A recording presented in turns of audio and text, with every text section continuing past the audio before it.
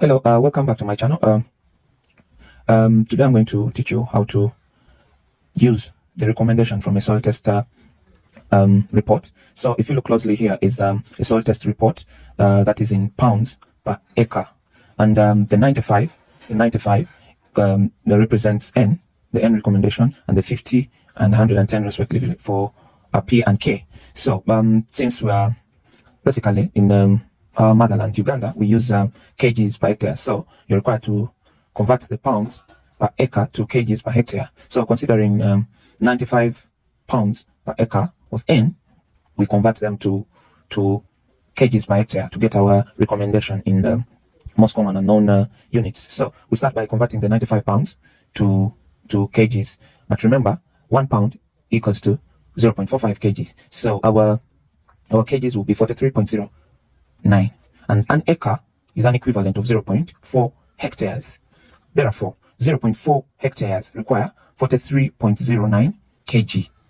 Okay, that is the recommendation for 0.4 hectares. However, we want to find the recommendation for 1 acre. So the recommendation for 1 hectare, will be, you divide this 0.4 by 43.09, and what you get is 107.8 kgs. This is a recommendation of N, the element N, not the fertilizer formulation, which might be like urea, but this is the recommendation from the element N, which is nitrogen, for 1 acre. Therefore, after getting that recommendation,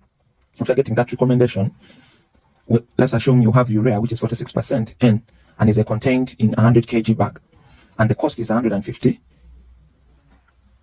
Ugandan shillings. Okay, and you have an acreage of 1 hectare. What does the 46% translate in 100 kgs? 46% is the amount of N, the percentage of N in 100 kgs, and the amount will be 46 kilograms in N.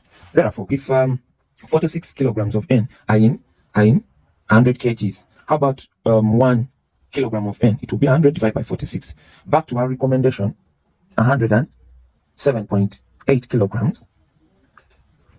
How much of urea